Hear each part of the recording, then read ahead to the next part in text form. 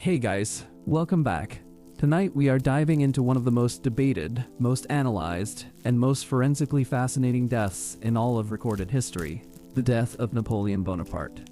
A man who conquered most of Europe, who reshaped the entire political map of the Western world, who rose from obscurity to become the most powerful individual on the planet, and who died on a remote island in the middle of the South Atlantic Ocean under circumstances that scientists, historians, toxicologists, and forensic experts are still actively arguing about today.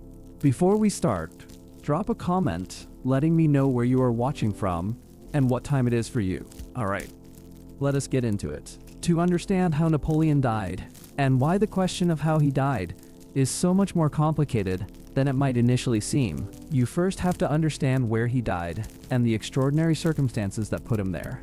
Because the story of Napoleon's death begins not in 1821 when he actually died, but in 1815, 6 years earlier, when the final chapter of his remarkable life was written by his enemies, and he was sent to the most remote place his captors could find on the surface of the earth. Napoleon Bonaparte was born in 1769 on the island of Corsica, the second son of a minor noble family of Italian descent.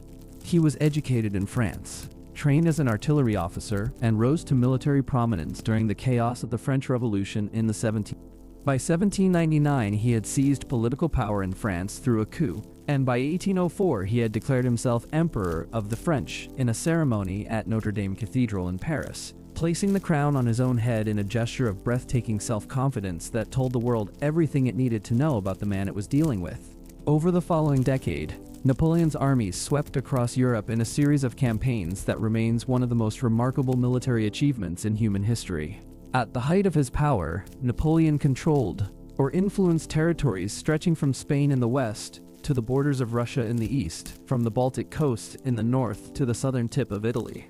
He reorganized the legal systems of the countries he conquered, introduced the Napoleonic Code, which forms the basis of civil law in many countries to this day, abolished feudalism across much of the continent, and generally turned the existing political order of Europe upside down with a thoroughness that his enemies found simultaneously terrifying and infuriating. But empires built on military conquest are inherently unstable, and Napoleon's was no exception.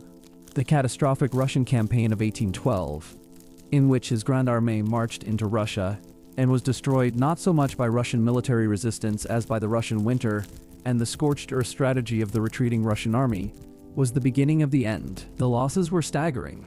Of the roughly 600,000 men who crossed into Russia, fewer than 100,000 made it back to France in any condition to fight. The campaign had consumed an army that could not be replaced, and the coalition of European powers that had been fighting Napoleon for years recognized the opportunity. By 1814, after a series of defeats on multiple fronts, Napoleon abdicated and was sent into exile on the island of Elba, a small island off the coast of Tuscany in the Mediterranean. Elba was close enough to the European mainland that Napoleon could follow events there, and what he observed convinced him that the restored Bourbon monarchy in France was deeply unpopular, and that the country was ready to welcome him back.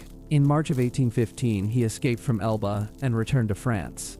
And in what became known as the 100 Days, he rebuilt his army and launched a final campaign that ended at the Battle of Waterloo in June of 1815 with a decisive defeat by the combined forces of Britain and Prussia under the Duke of Wellington and Field Marshal Blucher.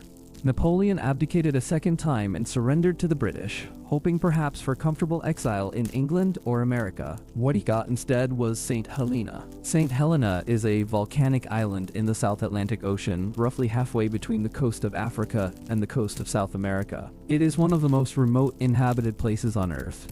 The nearest land is the island of Ascension, roughly 1,200 kilometers to the northwest. In 1815, before the Suez Canal was built, St. Helena was actually an important stopping point for ships traveling between Europe and Asia, which was why the British East India Company had maintained a presence there. But for Napoleon, its value to his captors was precisely its remoteness. A man who had escaped from Elba was not going to escape from St. Helena.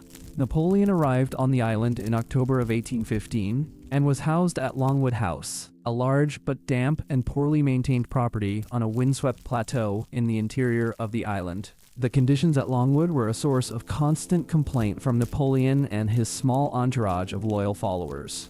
The house was humid, prone to rot and mold, infested with rats, and surrounded by a landscape that Napoleon found bleak and depressing after the beauty of France and the palaces of Europe. The British governor of the island, Sir Hudson Lowe, was a man Napoleon took an immediate and intense dislike to, and their relationship was one of sustained mutual hostility throughout Napoleon's captivity. Napoleon's health began to decline relatively soon after his arrival on St. Helena, though the rate and nature of that decline has been debated extensively. In the first years of his captivity, he was reasonably active, writing, gardening, and dictating his memoirs to his companions. But as the years passed, he became increasingly lethargic, spending more and more time in bed, complaining of a range of symptoms that his physicians on the island struggled to diagnose and treat effectively. By the early 1820s, it was clear to everyone around him that he was seriously ill. On the 5th of May, 1821, Napoleon Bonaparte died at Longwood House on the island of St. Helena. He was 51 years old. The official cause of death, determined by the physicians who attended him and confirmed by an autopsy conducted the following day, was stomach cancer. That diagnosis was accepted without serious challenge for most of the 19th and much of the 20th century. Napoleon had complained of stomach pain throughout his captivity. His father had died of what was described as stomach cancer, and the autopsy revealed a large lesion on the stomach that the examining physicians attributed to a cancerous ulcer. The cancer diagnosis was consistent with the available evidence and was consistent with the medical understanding of the time. And for well over 100 years, Napoleon died of stomach cancer, and that was that. But then the scientists got involved. And once the scientists got involved, nothing about Napoleon's death was simple ever again. The first significant challenge to the official narrative came not from a historian or a physician, but from a toxicologist. In 1961, a forensic scientist named Sten Forschuffelt published a paper arguing that the pattern of symptoms described in the diaries and accounts of Napoleon's companions at St. Helena was not consistent with stomach cancer, but was instead consistent with chronic arsenic poisoning. Forschuffelt had obtained samples of Napoleon's hair, which had been cut from his head after his death and preserved by various members of his entourage as mementos, and he had subjected them to analysis using a technique called neutron activation analysis, which can detect trace elements including arsenic in very small samples. The results were striking. The hair samples contained arsenic levels that were significantly elevated above the normal range for a healthy individual. Forschufffelt's interpretation was that Napoleon had been systematically poisoned with arsenic over an extended period, and he argued that this poisoning was deliberate, orchestrated by someone within Napoleon's inner circle on behalf of parties who had an interest in his death. The Forschuffelt paper caused a sensation when it was published and launched a debate that has continued, with varying degrees of intensity, ever since. Over the following decades, additional hair samples attributed to Napoleon were analyzed by multiple laboratories using increasingly sophisticated techniques, and virtually all of them found elevated arsenic levels. The consistency of this finding across multiple independent analyses gave it significant scientific credibility and made the arsenic question impossible to dismiss. But the interpretation of the arsenic finding is where things become genuinely complicated, and where the scientific debate becomes most interesting and most instructive about the nature of forensic evidence and the challenges of reaching definitive conclusions from historical material. The first and most important question is whether the arsenic levels found in Napoleon's hair were actually dangerous, and this turns out to be much harder to answer than it might seem. Arsenic was ubiquitous in the 19th century in ways that are difficult to fully appreciate from a modern perspective. It was used as a pigment in paints and wallpapers, particularly in a vivid green color known as Scheele's green or Paris green that was fashionable in the early 19th century. It was used in medicines, in cosmetics, in fabric dyes, in pesticides, and in countless other applications. The background level of arsenic exposure for an ordinary person in the early 19th century was substantially higher than it is today, and what would be considered a dangerously elevated arsenic level by modern standards might have been within the normal range for a wealthy European of Napoleon's era. This is not a theoretical concern. Studies of hair samples from other individuals who lived in the same period as Napoleon have found elevated arsenic levels that are comparable to those found in Napoleon's hair. The wallpaper at Longwood House, which was damp and prone to mold, may have been a source of arsenic vapor if it contained arsenic-based pigments, as many wallpapers of the period did. A specific mold known as Saccharopius brevicolus can convert inorganic arsenic in wallpaper into a volatile organic compound called trimethylarsine, which can then be inhaled by people living in the affected space. This mechanism, sometimes called the Gossio effect, after the Italian scientist who described it in the late 19th century, has been proposed as an explanation for the elevated arsenic levels in Napoleon's hair that does not require deliberate poisoning. A sample of the wallpaper from Longwood House was eventually analyzed and was found to contain arsenic. This finding supported the environmental exposure hypothesis and complicated the poisoning narrative. But it did not resolve the debate, because the question of whether the arsenic levels in Napoleon's hair were high enough to have contributed to his death remained open regardless of the source of the arsenic. The second major question raised by the arsenic hypothesis is about the pattern of arsenic distribution within the hair samples. Hair grows at a relatively constant rate, approximately 1 centimeter per month, and arsenic is incorporated into hair from the bloodstream as it grows. This means that, by analyzing the arsenic content along the length of a hair strand, it is theoretically possible to reconstruct the timeline of arsenic exposure, identifying periods of higher and lower exposure and potentially determining whether the exposure was continuous or episodic. Several researchers have attempted this kind of analysis on Napoleon's hair samples, and the results have been interpreted in different ways. Some analyses have found patterns of arsenic distribution that suggest episodic exposure, with spikes at particular points in time that might correspond to specific poisoning events. Others have found patterns more consistent with continuous environmental exposure. The technical challenges of this kind of analysis are substantial, and the results have not been consistent across different laboratories and different samples. The third question, and in many ways the most fundamental one, is whether arsenic poisoning at the levels documented in Napoleon's hair could actually have caused the symptoms he experienced, and ultimately his death. And this is where the medical and toxicological debate becomes most complex. The symptoms recorded by Napoleon's companions and physicians in the period leading up to his death are well documented in the diaries and memoirs that several members of his entourage kept. They include a progressive loss of weight and strength, increasingly severe fatigue, nausea and vomiting, pain in the abdominal region, swelling of the legs and ankles, sensitivity of the skin, and a general deterioration of physical function over a period of months to years. In the final weeks of his life, he was largely confined to bed, unable to keep food down, and becoming progressively weaker. These symptoms are indeed consistent with chronic arsenic poisoning, as Forchefud originally argued. But they are also consistent with stomach cancer, with hepatitis, with a peptic ulcer complicated by other conditions, and with several other medical conditions that were common in the early 19th century. The symptom picture alone cannot distinguish between these possibilities, and this is one of the core challenges in the Napoleon case. The evidence is consistent with multiple hypotheses, and the additional forensic data, while suggestive, is not definitive. The autopsy conducted on the day after Napoleon's death was performed by a team of physicians that included both French and British doctors. The primary findings were a large lesion on the lesser curvature of the stomach, which the physicians interpreted as a cancerous ulcer, some enlargement of the liver, and relatively well-preserved adipose tissue, meaning body fat, which struck several of the observers as inconsistent with the severe weight loss that Napoleon had experienced in his final months.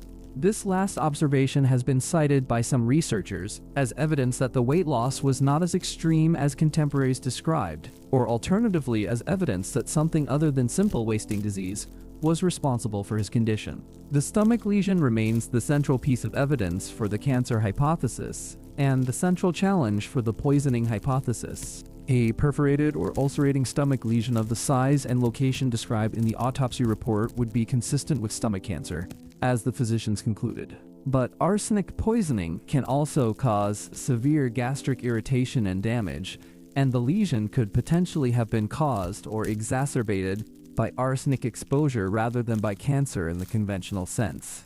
The liver findings are also significant. Hepatitis and liver disease can cause many of the symptoms that Napoleon experienced, and some researchers have proposed that he suffered from a primary hepatic condition, either hepatitis or liver cancer, that was misidentified at autopsy. The damp, mold-prone environment of Longwood House and the tropical or subtropical climate of St. Helena would have been favorable to certain hepatic parasites and infections that might not have been familiar to European physicians of the period.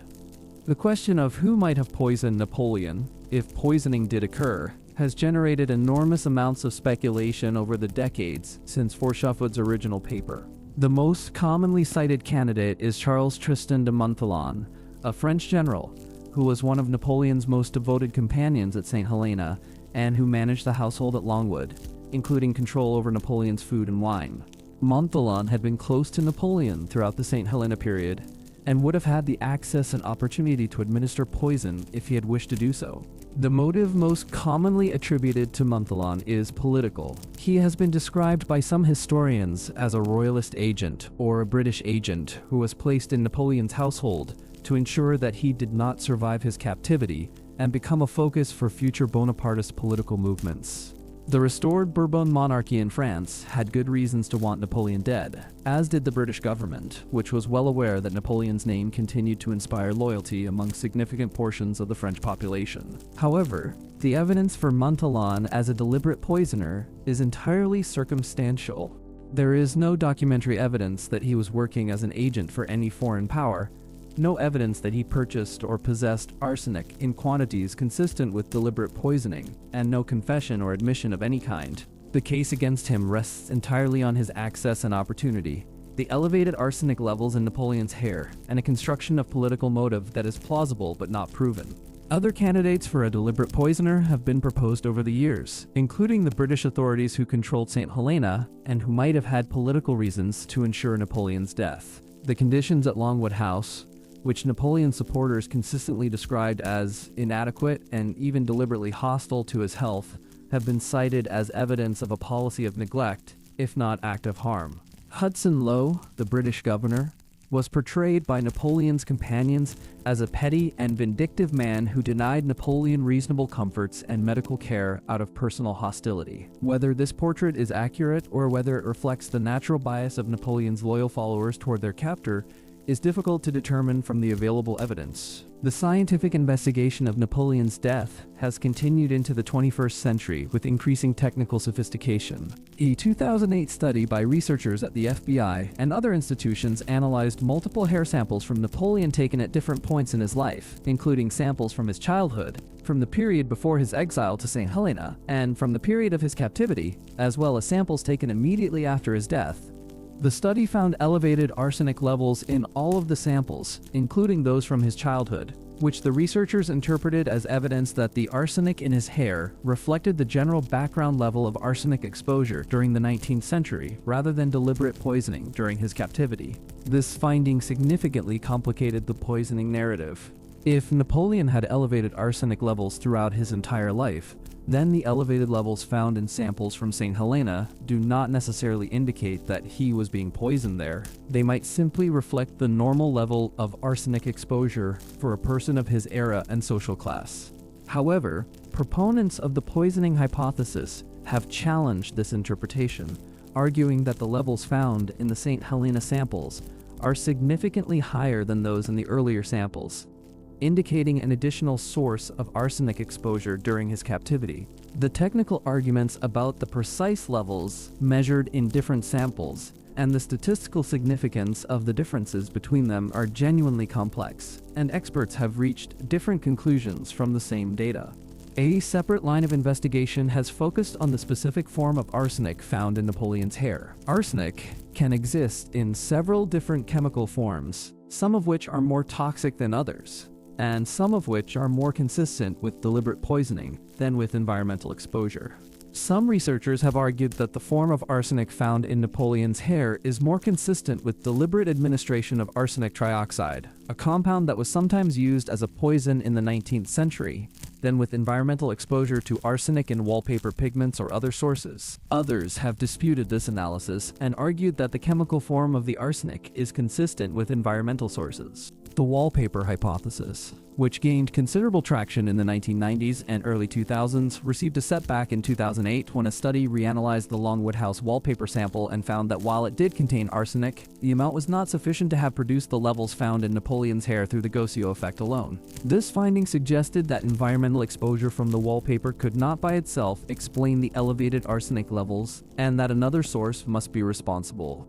But whether that other source was deliberate poisoning or some other form of environmental exposure remains unclear. Beyond the arsenic question, several other hypotheses about the cause of Napoleon's death deserve serious consideration, because they are supported by evidence that is at least as compelling as the evidence for poisoning, and in some cases more so. The stomach cancer hypothesis, which was the original official explanation, has been supported and refined by several modern analyses. A 2007 study by Swiss and Canadian researchers who reviewed the autopsy findings in detail concluded that the description of the stomach lesion in the autopsy report is most consistent with a large cancerous ulcer of the type that is now associated with Helicobacter pylori infection, and that Napoleon's death from stomach cancer remains the most probable explanation for the available evidence.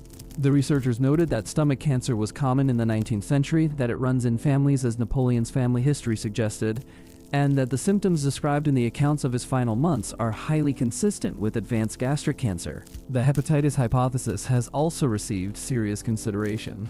Some researchers have argued that Napoleon suffered from a primary liver condition, possibly viral hepatitis or amoebic hepatitis, that caused much of his symptomatology, and that the stomach lesion found at autopsy was a secondary finding rather than the primary cause of death.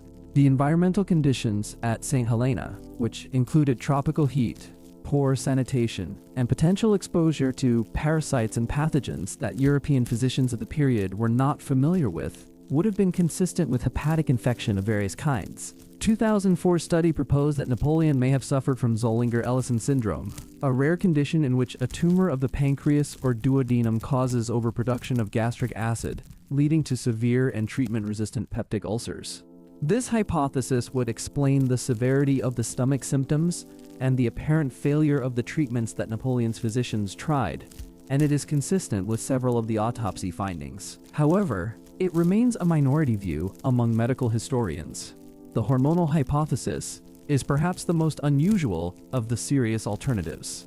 Several researchers have noted that Napoleon in his later years displayed a number of physical characteristics that are associated with hormonal imbalances, including a tendency to gain weight in certain areas of the body, smooth skin, relatively sparse body hair, and what some contemporaries described as a feminized physical appearance.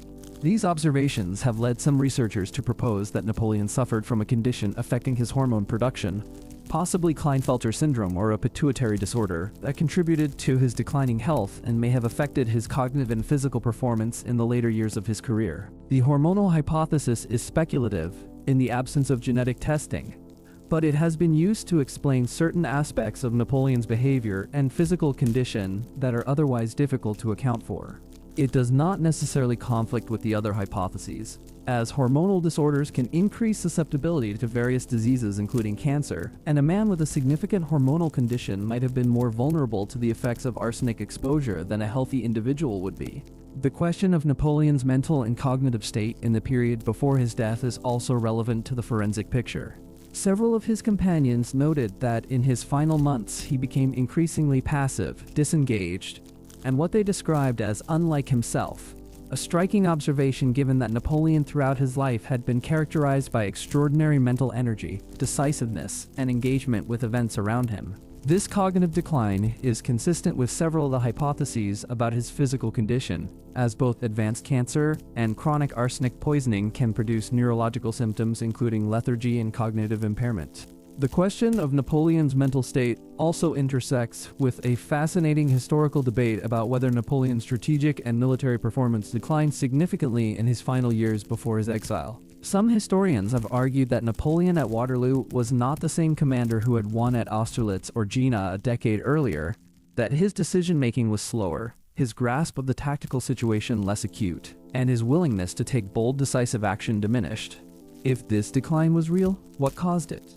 Ill health? Fatigue? Overconfidence? The pressures of years of continuous warfare? Or something else entirely? Some researchers have connected this alleged decline in Napoleon's military performance to the same conditions that ultimately killed him, arguing that the stomach problems and other health issues that became prominent during his captivity were already present and affecting him during the Waterloo campaign. There is some evidence for this interpretation in the accounts of those who were with Napoleon in June of 1815, which describe him as unusually lethargic and spending an uncharacteristic amount of time in bed during the critical days before the battle. The forensic investigation of Napoleon's death has been unusual in the history of forensic science in that it has been conducted almost entirely on preserved biological material, primarily hair, rather than on fresh evidence from a crime scene. Hair is a remarkable medium for forensic analysis because it is remarkably durable, and because, as noted earlier, it preserves a chemical record of what was in the bloodstream during the period when it was growing. But hair evidence also has significant limitations that are important to understand. The first limitation is contamination. Napoleon's hair has been in various forms of storage for 2 centuries, passing through many hands, being cut and distributed as keepsakes and sold as historical artifacts. The possibility that some samples have been contaminated with arsenic from external sources cannot be entirely ruled out, though the consistency of elevated arsenic levels across multiple samples from different provenances suggests that contamination alone cannot explain the findings. The second limitation is provenance. Not all of the hair samples attributed to Napoleon are certainly from Napoleon. Some have been verified through DNA analysis, which has been possible using mitochondrial DNA extracted from the hair roots, but others have not. The hair market for Napoleonic relics has been active for 2 centuries, and there is a non-trivial possibility that some samples attributed to Napoleon are actually from someone else. The third limitation is the inherent ambiguity of the arsenic evidence itself, which, as described above, can be interpreted in multiple ways consistent with different hypotheses about the cause of death. The arsenic in Napoleon's hair proves that he was exposed to arsenic.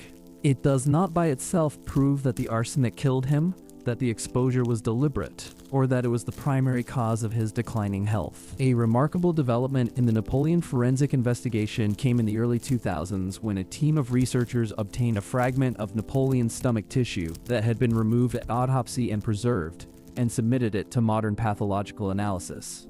The analysis of this tissue sample is perhaps the most direct forensic evidence available about Napoleon's actual physical condition at the time of his death, and its findings were highly significant. The tissue analysis confirmed the presence of a large lesion on the stomach wall consistent with an ulcerating carcinoma, supporting the stomach cancer hypothesis.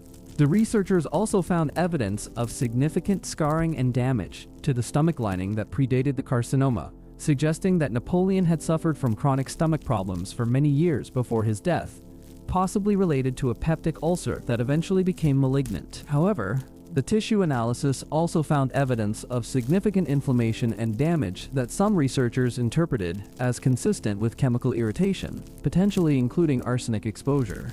Whether this damage was caused by the cancer, by arsenic, by some other irritant, or by a combination of factors could not be determined from the preserved tissue alone. The tissue, like the hair, yielded findings that were consistent with multiple hypotheses and did not definitively resolve the debate. The debate about Napoleon's death is sometimes framed as a binary choice between the cancer hypothesis and the poisoning hypothesis, but the reality is more nuanced than this framing suggests.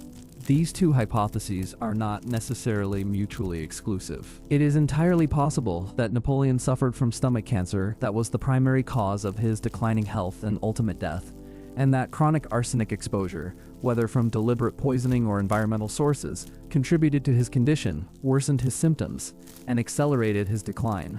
The question of whether arsenic killed Napoleon is not quite the same as the question of whether Napoleon was poisoned, and neither of those questions is quite the same as the question of what caused his death. The most honest summary of the current state of the scientific evidence is that stomach cancer remains the most probable primary diagnosis, supported by the autopsy findings and the tissue analysis, but that the elevated arsenic levels in Napoleon's hair represent a genuine anomaly that has not been satisfactorily explained by any single hypothesis. The environmental exposure theory is plausible, but does not fully account for the levels found. The deliberate poisoning theory is consistent with the arsenic evidence, but lacks direct supporting evidence and requires accepting a conspiracy for which no documentary proof exists. The most likely scenario, in the view of most medical historians who have studied the case carefully, is that Napoleon died primarily of stomach cancer, possibly accelerated by arsenic exposure, whose source remains uncertain. But the uncertainty itself is part of what makes the Napoleon case so compelling and so instructive. It is a case study in the limits of forensic science when applied to historical evidence, in the challenges of reaching definitive conclusions from preserved biological material of uncertain provenance and integrity, and in the way that the same evidence can support radically different interpretations depending on the assumptions and frameworks that researchers bring to its analysis. Napoleon himself, in his final days, dictated what he wanted inscribed on his tomb. He wrote his will and gave instructions about the disposal of his possessions, which he distributed among his loyal companions with the attention to detail that had characterized his entire life. He expressed his wish to be buried on the banks of the Seine, among the French people he had ruled, but this wish was denied by the British authorities who controlled St. Helena, and who buried him on the island instead. It was not until 1840, nearly 20 years after his death, that his remains were finally returned to France in a state ceremony and interred in the Hôtel des Invalides in Paris, where they rest today in an enormous red porphyry sarcophagus beneath the Golden Dome that is one of the city's most iconic landmarks. The return of Napoleon's remains to France was itself a significant political event, orchestrated by King Louis Philippe, as a way of associating the Orleans monarchy with the Napoleonic legacy and capitalizing on the enormous popular affection for Napoleon that persisted in France long after his death. The ceremony of the return, known in French as the Retour des Cendres, the return of the ashes, drew enormous crowds and demonstrated that Napoleon remained a figure of almost mythological significance in French national consciousness even 2 decades after his death. The physical condition of Napoleon's body when it was exhumed in 1840 for return to France was itself the subject of considerable comment and subsequent analysis. Several witnesses to the exhumation reported that the body was remarkably well preserved after nearly 20 years of burial, with recognizable facial features and relatively intact flesh. This degree of preservation was unusual and unexpected, and it has been cited by proponents of the arsenic poisoning hypothesis as evidence of deliberate poisoning, since arsenic is a known preservative that can retard the decomposition of soft tissue. This observation is scientifically valid as far as it goes. Arsenic does indeed have preservative properties and can significantly retard decomposition. If Napoleon's body contained elevated levels of arsenic at the time of death, whether from deliberate poisoning or environmental exposure, this could have contributed to the preservation observed in 1840. However, the preservation could also have been due to other factors, including the local soil conditions, the quality of the coffin, and the relatively cool and stable temperature of the burial site. The preservation alone cannot distinguish between the poisoning and environmental exposure hypotheses. The return of Napoleon's remains also provided an opportunity for further analysis that was not taken advantage of at the time but has been discussed by modern researchers. A lock of hair was cut from Napoleon's head during the 1840 exhumation and has been preserved, providing yet another data point for the ongoing arsenic analysis. The levels found in this sample are consistent with those found in other samples attributed to Napoleon, adding to the body of evidence but not resolving the fundamental interpretive questions. The political dimension of the Napoleon death debate deserves some attention, because it has not always been entirely absent from the scientific discussions. Napoleon's death occurred in the context of one of the most significant political struggles of the early 19th century, between the forces of the old order that his conquests had threatened to overturn, and the Bonapartist movement that his continued existence represented. His death was convenient for certain parties in ways that have inevitably colored subsequent interpretations of the evidence. The British government, which was responsible for his captivity and for the conditions at St. Helena, had obvious reasons to prefer an explanation that attributed his death to natural causes rather than to deliberate poisoning or criminal neglect. The restored Bourbon monarchy in France similarly had reasons to prefer an explanation that did not suggest a political assassination. The Bonapartist political movement, on the other hand, had reasons to embrace explanations that cast Napoleon as a martyr killed by his enemies, since martyrdom is politically useful in ways that death from stomach cancer is not. These political interests do not invalidate the forensic evidence, but they should make us attentive to the ways in which interpretation of that evidence has sometimes been shaped by factors that go beyond pure scientific analysis.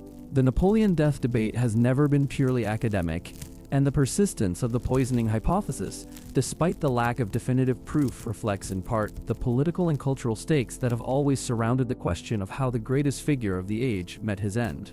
Napoleon's own account of his condition, preserved in the dictations he made to his companions in the final period of his life, is itself a fascinating document that combines genuine medical information with political positioning. Napoleon was well aware that he was dying, and that his death would be politically significant. His statements about his own health, about the conditions of his captivity, and about the responsibilities of those around him for his condition were carefully crafted for posterity.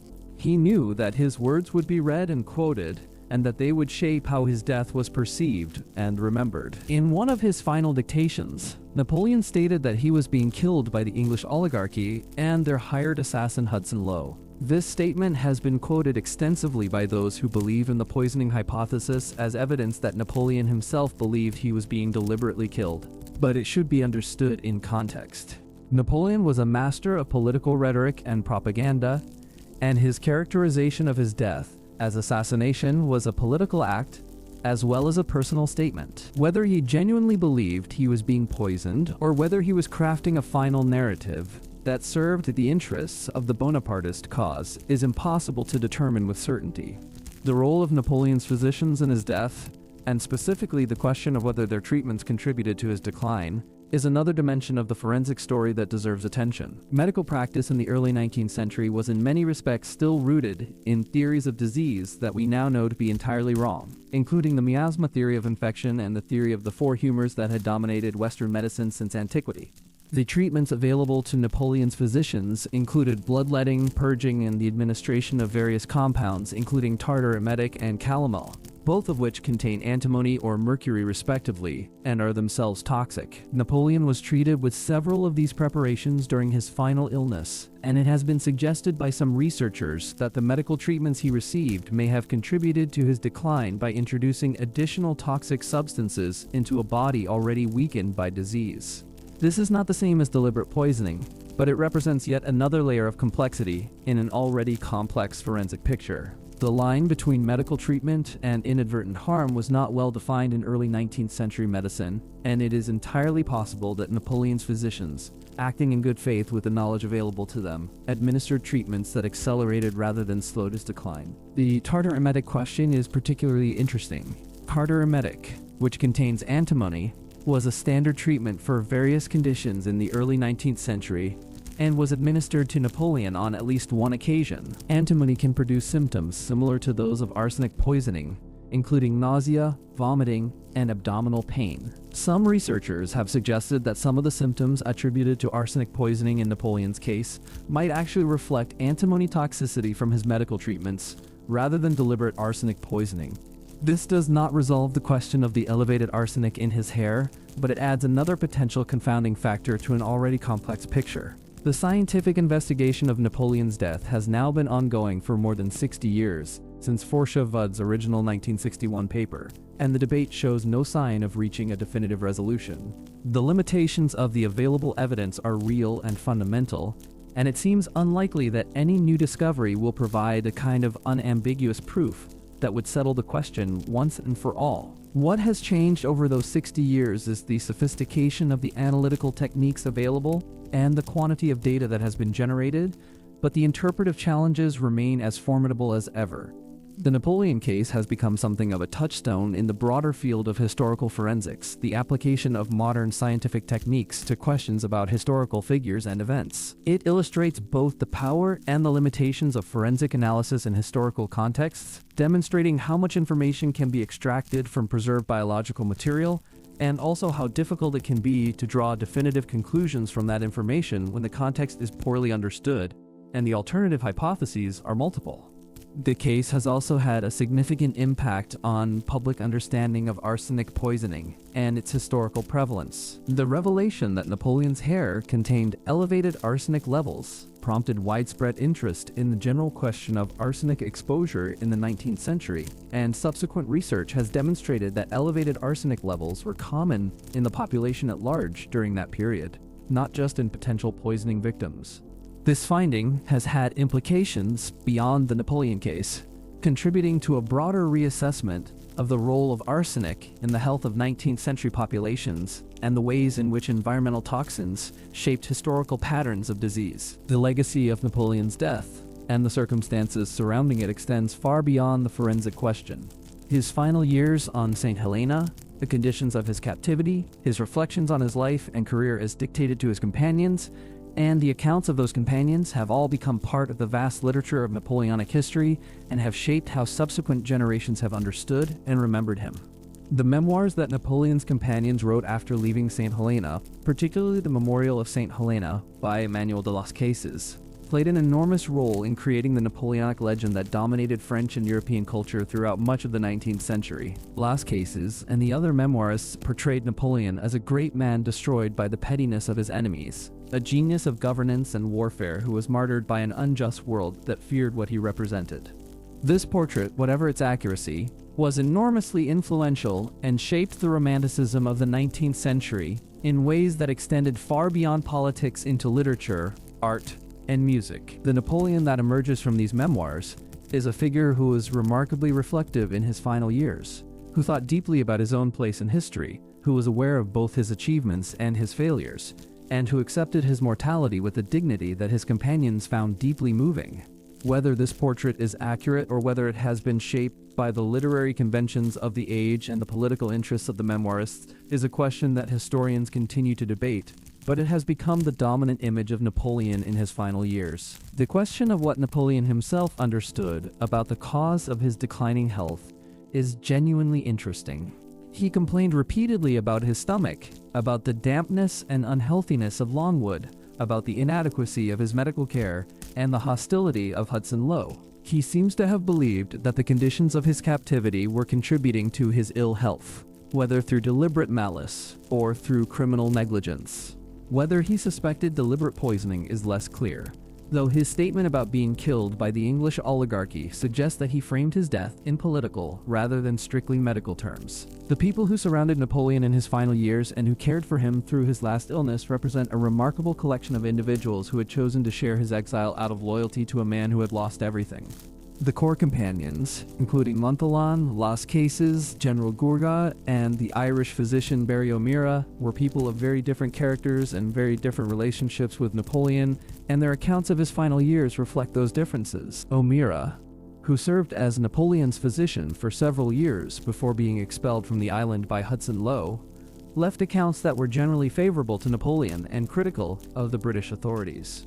Montholon, the man most often accused of being a poisoner, left an account that was similarly sympathetic and that gave no hint of any malicious intent. The island of St. Helena today is a small and remote community of a few thousand inhabitants, a British overseas territory whose economy has historically depended on fishing and the small amount of tourism generated by its connection to Napoleon. Longwood House, where Napoleon died, is maintained as a French government property, one of a small number of extraterritorial French properties outside of France, and is managed as a museum and historical site. Visitors can see the rooms where Napoleon lived and died, the garden where he spent time in his earlier and more active years on the island, and various artifacts and memorabilia associated with his captivity. The site of Napoleon's original burial on the island, in a small valley known as Seine Valley or Geranium Valley, is also maintained as a historical site. The tomb is now empty since the remains were returned to France in 1840, but the location and its setting give some sense of the remoteness and isolation in which Napoleon spent his final years. The valley is quiet and green, surrounded by the hills of the island, and has a melancholy beauty that is entirely at odds with the grandeur and drama of Napoleon's earlier life. The forensic questions about Napoleon's death will almost certainly never be definitively resolved with the evidence currently available, short of discovering new biological material from Napoleon that could be subjected to comprehensive modern analysis, or finding documentary evidence that definitively establishes the presence of deliberate poisoning. The debate is likely to continue indefinitely. And even if such evidence were found, the interpretation of historical forensic findings is inherently subject to uncertainty in ways that the interpretation of fresh forensic evidence is not. What the Napoleon case does, with remarkable power, is force us to confront the limits of our ability to know the past with certainty. Here is one of the most famous individuals in all of human history, a man whose life was documented in extraordinary detail by contemporaries who knew him personally, whose death was witnessed and recorded by multiple observers, whose body was autopsied the day after his death, whose hair has been preserved, and analyzed using some of the most sophisticated analytical techniques available to modern science. And yet, we cannot say with certainty why he died. This is not a failure of science or of historical scholarship. It is a reflection of the fundamental epistemological challenge of applying present knowledge to past events, of the ways in which evidence degrades in context is lost over time, and of the irreducible complexity of the human body and the human story. Napoleon died on St. Helena on the 5th of May, 1821. Everything else about his death is, to varying degrees, uncertain. The debate itself has a value that is independent of its ultimate resolution. It has driven the development of new analytical techniques, prompted the re-examination of historical assumptions about 19th century medicine and toxicology, generated new understanding of arsenic exposure in historical populations, and illuminated the complex relationships between politics, science, and historical memory. The Napoleon death debate is a case study in how science and history interact and sometimes conflict, and in how difficult it is to separate the purely empirical from the interpretive and the political in historical forensic investigation. Napoleon's own words, as recorded by his companions in his final days, speak to a man who understood that he was approaching the end and who was thinking carefully about how he would be remembered. He expressed pride in his legal and administrative achievements, regret for the wars that had cost so many lives, and a conviction that history would ultimately judge him more favorably than his contemporaries had. He was, characteristically, right about that last point. History has indeed been relatively kind to Napoleon, and the Napoleonic legend that was created in part by the suffering and drama of his final years at St. Helena has proved remarkably durable. He was, at the end, a man on a small island far from everything and everyone that had defined his life, dictating to companions who were loyal enough to stay with him in exile, maintaining the habits of mind that had made him extraordinary. The attention to detail, the historical consciousness, the awareness of how actions and events would appear to posterity, even as his body failed him. There is something genuinely moving about that image, whatever the precise medical cause of the failure. The mystery of how he died adds a layer of drama to a story that was already dramatic beyond almost any comparison in modern history. But it also, in a quiet way, humanizes him. The most powerful man in the world for a decade, the conqueror of Europe, reduced in the end to a sick man on a remote island, his body failing in ways that the best medicine of the time could not diagnose or treat effectively, surrounded by companions who could do little more than record his decline. Power and greatness offer no protection against the vulnerability of the body, and Napoleon's death, whatever its cause, is a reminder of that fundamental truth. We are reaching the end of our time together tonight, and I want to take a moment to sit with what we have covered before we let the quiet of the night settle in around you. We followed Napoleon from the heights of imperial power, through the catastrophe of Waterloo and the Second Abdication, to the remote island of St. Helena, where he spent his final 6 years. We examined the forensic evidence that has accumulated over more than 60 years of scientific investigation, the arsenic in his hair, the stomach lesion at autopsy, the tissue analysis, the wallpaper, the medical treatments, the political motives. We sat with the fundamental uncertainty that remains at the heart of the case, despite all of that evidence and all of that analysis. The honest answer to the question of what killed Napoleon is that we do not know with certainty, and we may never know. Stomach cancer remains the most probable primary diagnosis. Arsenic exposure, from sources that remain debated, almost certainly played some role. The conditions of his captivity contributed to his decline. His medical treatments may have done more harm than good, and the mystery that surrounds the precise cause of his death is, in its own way, a fitting final chapter for a life that defied simple explanation at every turn. Let your thoughts settle now into the quiet space between waking and sleep. Let the images drift gently, the golden dome of the Invalides, the windswept plateau of St. Helena, the careful handwriting of the memoirists recording their emperor's decline, the laboratories where scientists have bent over strands of hair 2 centuries old trying to read what history left behind. Let your breathing slow. Let the warmth around you become the whole world for a little while. Napoleon's military genius is the most famous aspect of his legacy, and it deserves to be understood in some detail before we return to the forensic questions. Because the physical and mental demands of a decade of almost continuous warfare are themselves relevant to the question of his health at the time of his final captivity. No human being, however gifted, emerges from the experience of commanding armies across the breadth of a continent without paying a physical price, and Napoleon was no exception. The campaigns that Napoleon fought between 1796 and 1815 were conducted over an enormous geographic range, and in an extraordinary variety of climatic and environmental conditions. The Italian campaigns of the 1790s took place in the heat of the Mediterranean summer and the cold of the Alpine passes. The Egyptian campaign of 1798 and 1799 exposed his army to the diseases of North Africa, including plague, which killed significant numbers of his soldiers and may have affected Napoleon himself. The campaigns in Central Europe were fought in the temperate conditions of the German and Austrian heartland. The Russian campaign of 1812 subjected Napoleon and his army to conditions of extreme cold that are among the worst ever experienced by a European military force.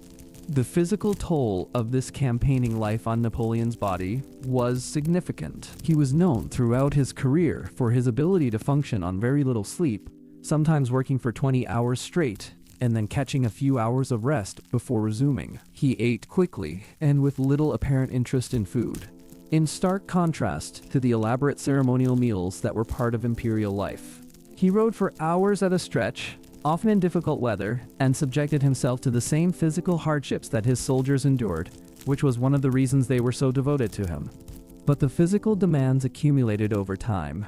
By the period of the later campaigns, those of 1813 and 1814, and especially 1815, observers noted changes in Napoleon's physical and mental condition that are consistent with the cumulative effects of years of stress, inadequate sleep, and the various illnesses and injuries that had affected him over the course of his career.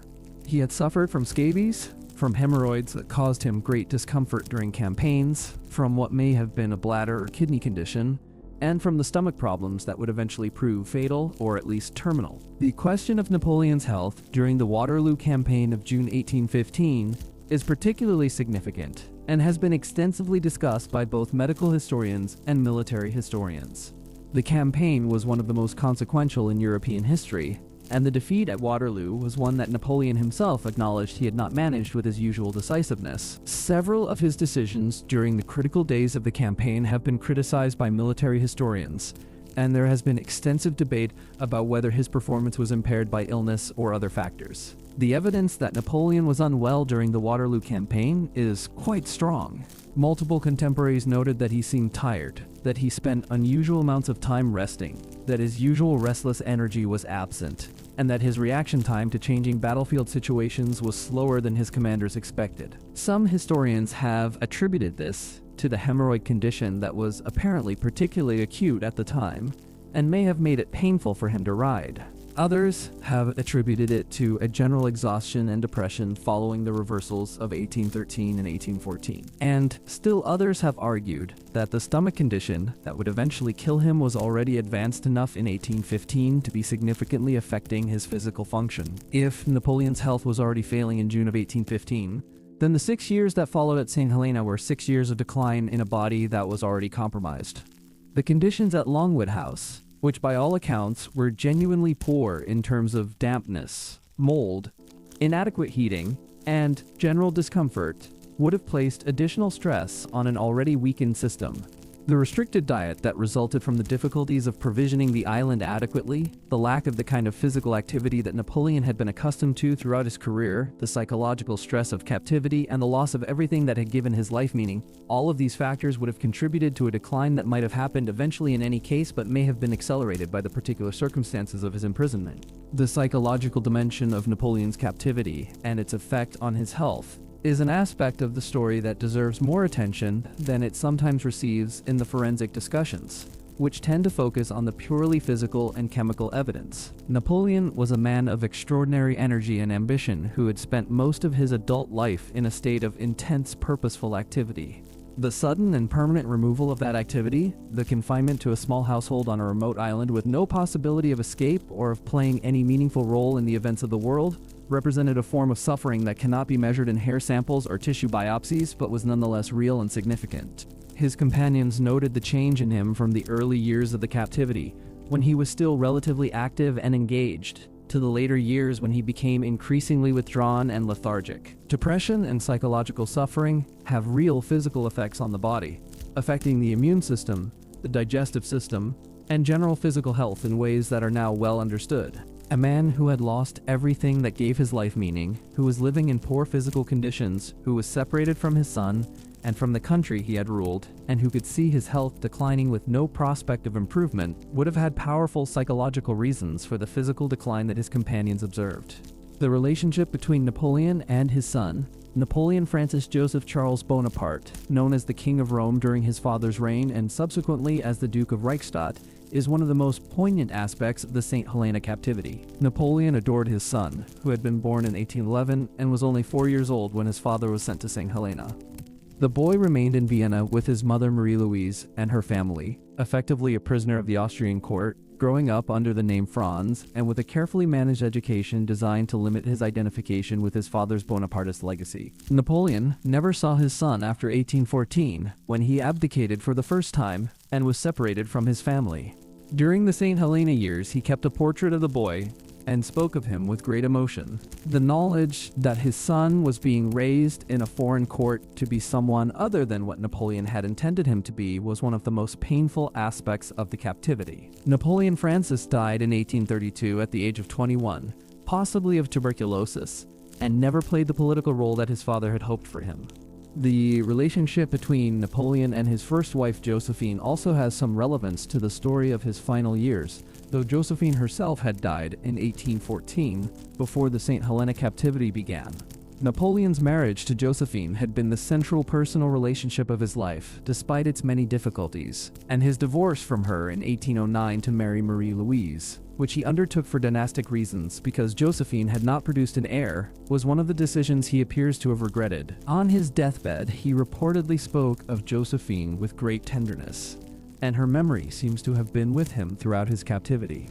The question of Napoleon's religious beliefs and their relationship to his approach to death is also part of the human story of his final years. Napoleon had a complicated relationship with religion throughout his life. He had used the Catholic Church instrumentally during his reign, concluding the Concordat of 1801 with Pope Pius VII to restore the Church's role in French public life after the disruptions of the Revolution, while simultaneously maintaining a thoroughly secular approach to governance and keeping the Church firmly subordinate to the state. His personal beliefs were closer to deism than to Orthodox Catholicism, and he was skeptical of religious dogma in ways that were characteristic of a man formed by the Enlightenment. But in his final illness, Napoleon received the last rites of the Catholic Church and died with the sacraments that his faith, such as it was, provided.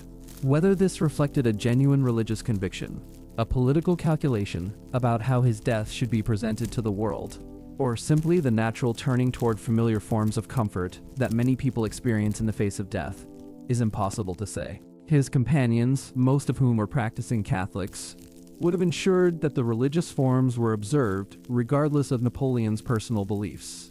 The accounts of Napoleon's final hours have a dramatic quality that reflects both the genuine drama of the moment and the literary sensibilities of the men who recorded them. By the evening of the 4th of May 1821, it was clear that he was dying. He was largely unconscious. His breathing was labored, and his companions gathered around his bed to witness the end. He died at approximately 5:49 in the evening on the 5th of May, with a thunderstorm reportedly raging outside, a meteorological detail that his more romantically inclined biographers have not failed to notice. His last words, as recorded by those present, were France, the army, the head of the army, Josephine. Whether these were coherent statements or the fragmented utterances of a dying man drifting in and out of consciousness is uncertain, but they have been interpreted as evidence of what mattered most to him at the end: his country, his military identity, and the woman he had loved most deeply.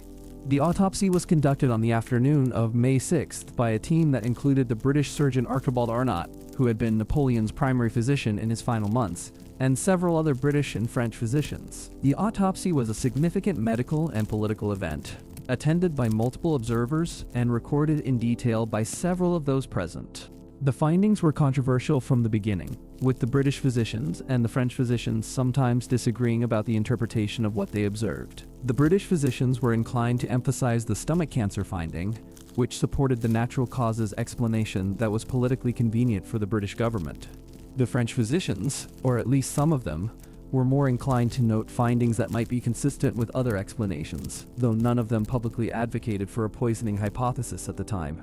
The political context of the autopsy was understood by all present, and it would be naive to assume that political considerations played no role in how the findings were recorded and presented. The stomach lesion that was the primary finding of the autopsy has been described in slightly different ways by different witnesses, and these discrepancies have been the subject of extensive analysis by medical historians. The core finding, a large ulcerating lesion on the lesser curvature of the stomach, is consistent across the various accounts, but the precise size, location, and character of the lesion have been described differently by different observers. These discrepancies are not necessarily evidence of dishonesty or deliberate manipulation. Autopsy findings are genuinely difficult to describe accurately without the benefit of modern photography and standardized medical reporting, and different trained observers can legitimately reach different conclusions about the same physical findings. The question of Napoleon's weight at the time of his death is another point of some forensic interest.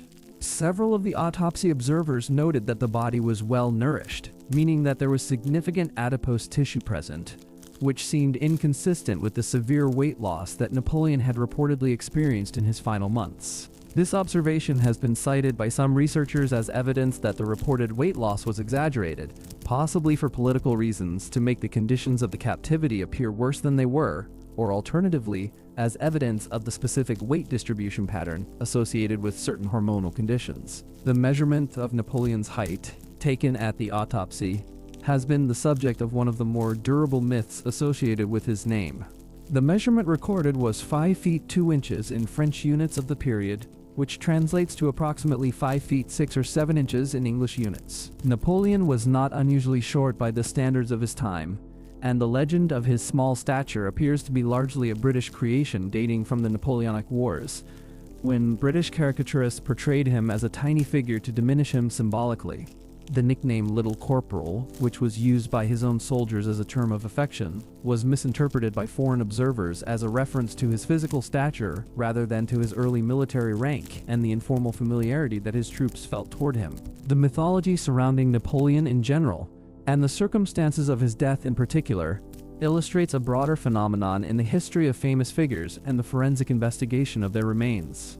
The more famous and significant a historical figure, the more that their death becomes a site of contested meaning, a space where different parties project their own interpretations and interests onto the fragmentary evidence that history provides. In Napoleon's case, the French national tradition has generally emphasized the heroic and the martyr aspects of his final years, while the British tradition has generally emphasized the legitimacy of his captivity and the natural causes of his death.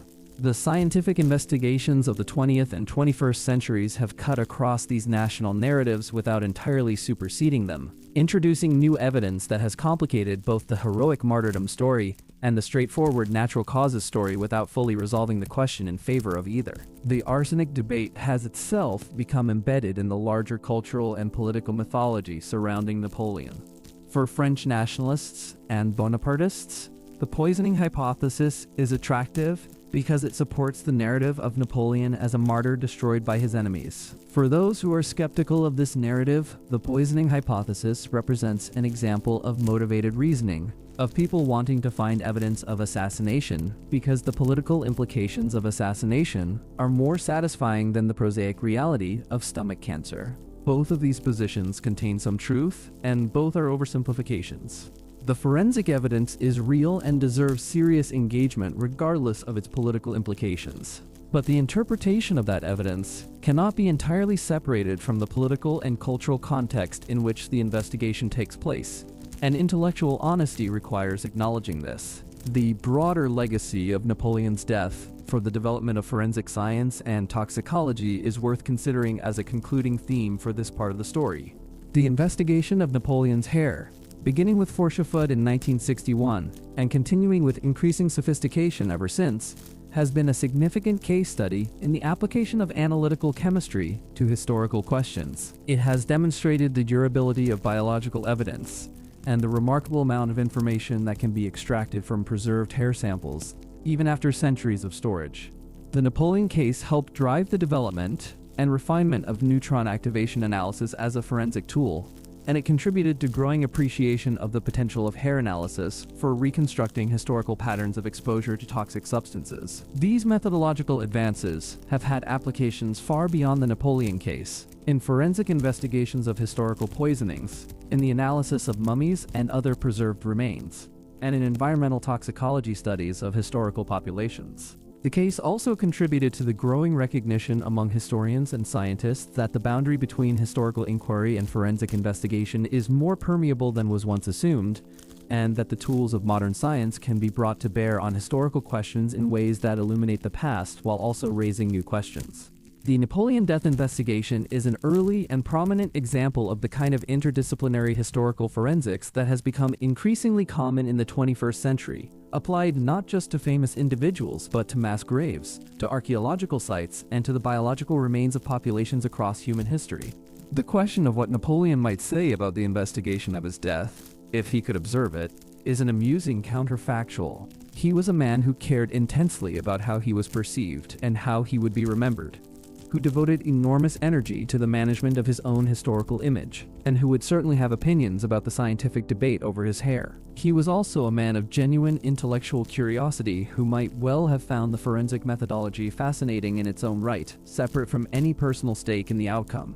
One of his most frequently quoted observations is that history is a set of lies agreed upon, and while this remark is sometimes taken as evidence of cynicism, it can also be read as the observation of a man who understood that historical narratives are always constructions rather than pure reflections of reality, always shaped by the interests and perspectives of those who create them. The debate over his death is itself a confirmation of this insight, a case in which the same evidence can generate radically different historical narratives depending on the assumptions and frameworks that researchers bring to their analysis. The island of St. Helena today is a different place from what it was in Napoleon's time, though it retains the remoteness and isolation that made it useful to his captors.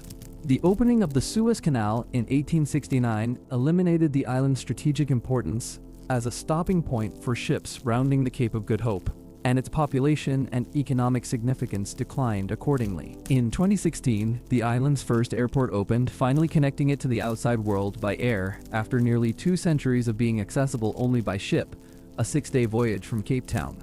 The Napoleon connection remains the island's primary claim to international attention and its primary source of tourist revenue. Longwood House, where Napoleon died, and the original burial site in Seine Valley are maintained and visited by people from around the world who come to stand in the places where the most famous prisoner in history spent his final years. The island's population has historical and cultural connections to Napoleon's captivity that extend over generations, and the relationship between the island and its most famous involuntary resident is complex and layered in ways that reflect the complexity of the history itself. The forensic mystery of Napoleon's final breath, to use the formulation of our title tonight, is ultimately a mystery about the fragility of human life in the face of disease, environmental conditions, and the accumulated physical cost of an extraordinary existence.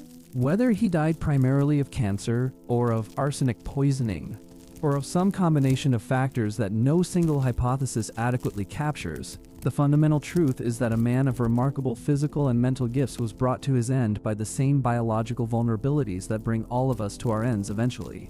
The grandeur of his life makes the vulnerability of his death more striking by contrast, but it does not make it categorically different from the vulnerability that all human beings share. Napoleon on his deathbed in Longwood House was, in the most fundamental biological sense, simply a sick man dying of a disease that the medicine of his time could not cure.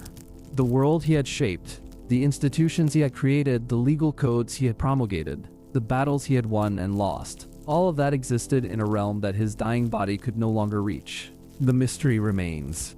The arsenic remains unexplained to everyone's full satisfaction. The stomach lesion supports the cancer diagnosis, but cannot rule out contributing causes. The preserved tissue tells us something but not everything. The hair speaks across 2 centuries, but in a language that scientists continue to debate the meaning of. And Napoleon Bonaparte lies in his magnificent sarcophagus under the golden dome of the Invalides while the debate continues above him, as if history itself cannot quite make up its mind about how to classify what happened to him on that remote island in the South Atlantic in the spring of 18... In the end, perhaps the most fitting conclusion is the simplest one. A great man died in circumstances that were unworthy of his greatness, on a small damp island far from everything he had known and achieved, attended by a small group of loyal companions who could do little more than witness his passing. The precise biochemistry of his dying matters less, in the final reckoning, than the human reality of what his death meant to those who loved him and to the world that had been shaped so profoundly by his life. Napoleon himself seemed to understand this, in his way. Among his last recorded coherent statements was a reflection on the nature of his own legacy that showed remarkable clarity for a dying man. He expressed his belief that his memory would be defended by every throne in Europe, if not by the people of France, because the kings would understand that the principles of government and law that he had established served the interests of order and stability better than the chaos of the old regime he had replaced. Whether this prediction was accurate is a matter for historians to debate. What it reveals is a mind that, even in its final extremity, was still thinking about history, still thinking about the future, still calculating how the world would remember what he had done. That is perhaps the most remarkable thing about Napoleon's death. Not the arsenic, not the stomach lesion, not the damp wallpaper of Longwood House or the disputed findings of the autopsy or the 60 years of scientific investigation that followed.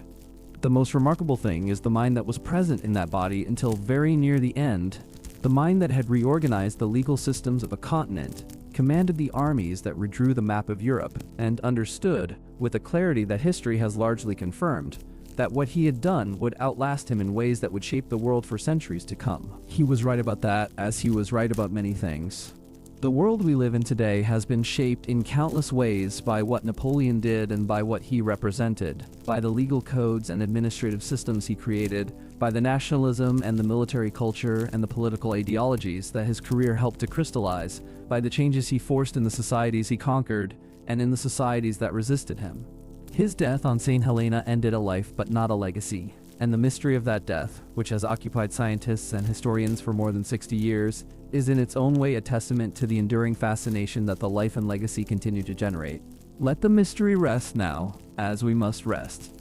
Let the golden dome of the Invalides stand in the Parisian night over the sarcophagus, where the answers, if they exist, lie forever silent. Let the forensic laboratories close for the evening.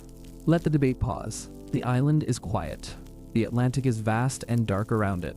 And somewhere in the chemistry of preserved hair and in the language of 2-century-old documents, the truth waits patiently for someone to finally read it clearly. But not tonight. Tonight, you only need to let go of the mystery and sink into the rest that is waiting for you. The field of forensic history, the application of modern scientific techniques to questions about historical figures and events, has expanded dramatically since the mid-20th century, driven by improvements in analytical chemistry, molecular biology, and imaging technology that have made it possible to extract unprecedented amounts of information from preserved biological materials and historical artifacts. The Napoleon case was one of the earliest and most prominent examples of this kind of investigation, and it has influenced the development of the field in important ways. The technique of neutron activation analysis, which was used in the early investigations of Napoleon's hair, works by bombarding a sample with neutrons in a nuclear reactor, which causes the elements in the sample to become radioactive in characteristic ways. The radiation emitted by the activated sample can then be measured to determine the precise composition of the elements present, including trace elements like arsenic that would be impossible to detect by conventional chemical analysis of very small samples. The technique is extraordinarily sensitive, capable of detecting elements present in concentrations of parts per billion, and it has been applied to an enormous range of historical materials beyond Napoleon's hair, including ancient coins, ceramics, pigments, and biological remains from archaeological sites. The more modern technique of inductively coupled plasma mass spectrometry, which has largely supplanted neutron activation analysis in forensic hair analysis, is even more sensitive and allows for more detailed characterization of the specific chemical forms of elements present in a sample. This technique has been applied to Napoleon's hair in several of the more recent investigations and has produced some of the more nuanced findings about the chemical form of the arsenic present, though the interpretation of those findings remains contested. The application of DNA analysis to historical remains has opened up entirely new possibilities for forensic history that were not available to the pioneers of the Napoleon investigation. Mitochondrial DNA, which is inherited exclusively through the maternal line, and which can be extracted from hair roots and other preserved biological materials, has been used to verify the identity of hair samples attributed to Napoleon by comparing them to DNA from known maternal line relatives of the Bonaparte family. This kind of verification is important because the market for Napoleonic memorabilia has been active for 2 centuries, and not all hair samples attributed to Napoleon are certainly authentic.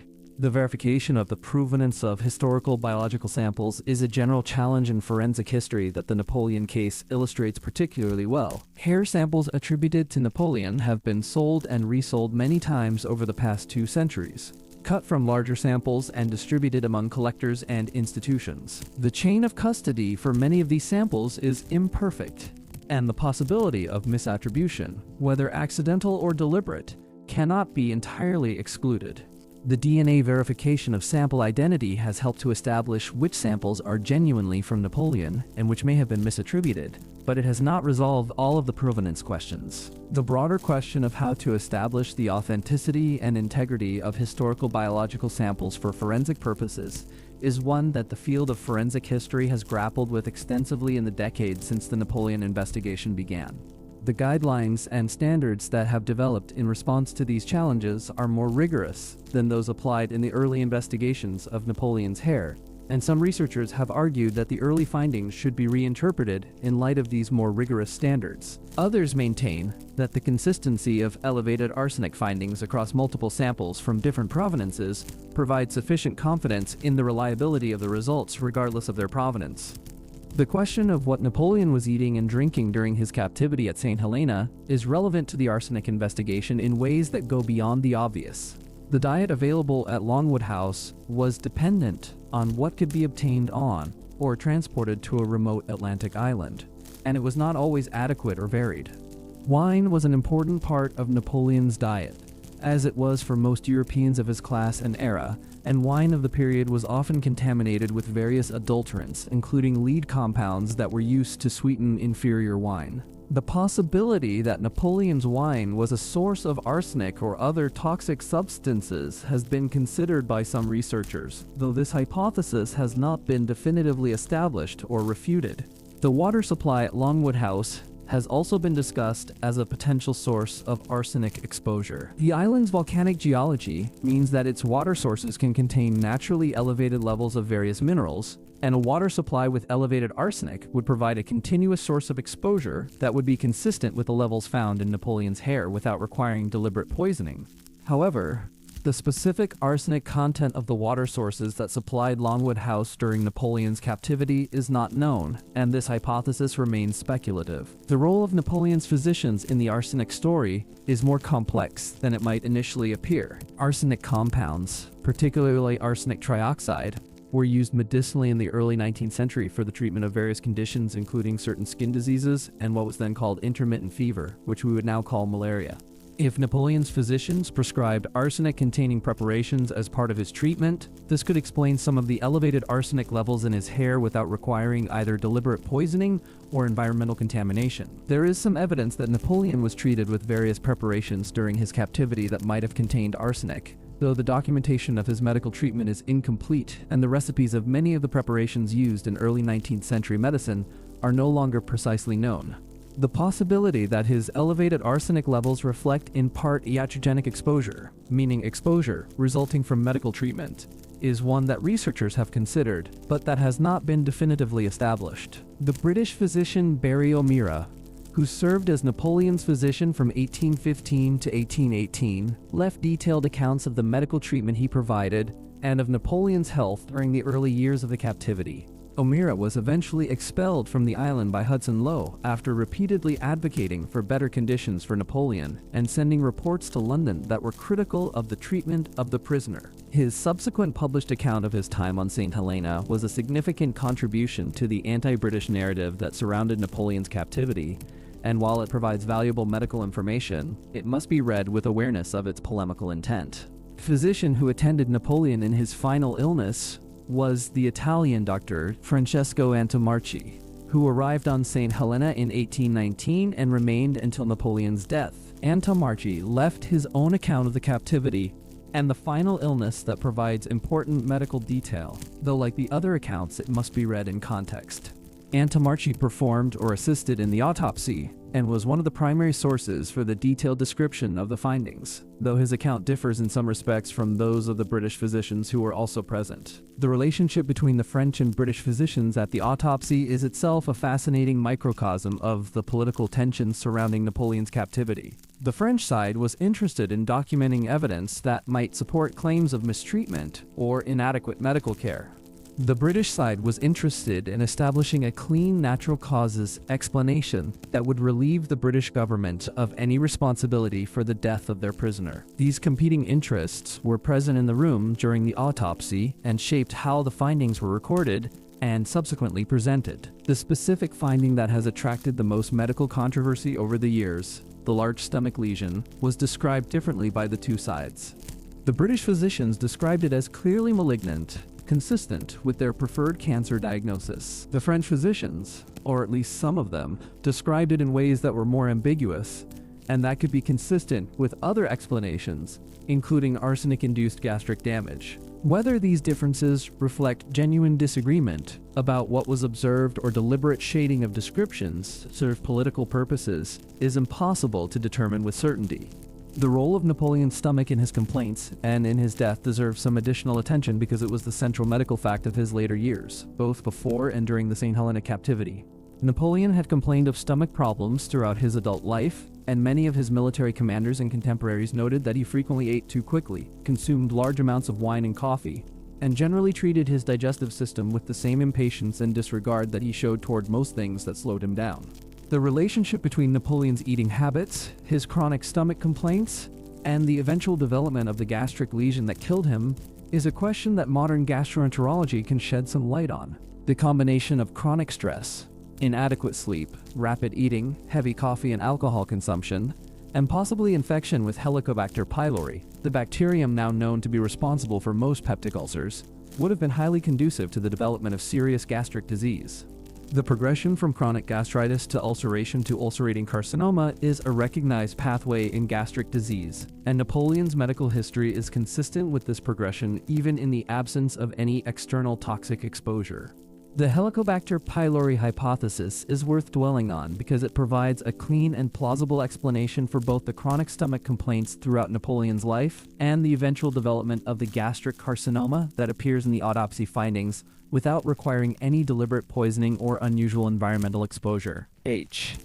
Pylori infection is the primary cause of gastric ulcers and a major risk factor for gastric cancer, and it was ubiquitous in the 19th century population, particularly in conditions of crowding and poor sanitation. Napoleon would almost certainly have been exposed to H. pylori at some point in his life, and a chronic H. pylori infection beginning in his youth could explain the entire trajectory of his gastric disease. The limitation of the H.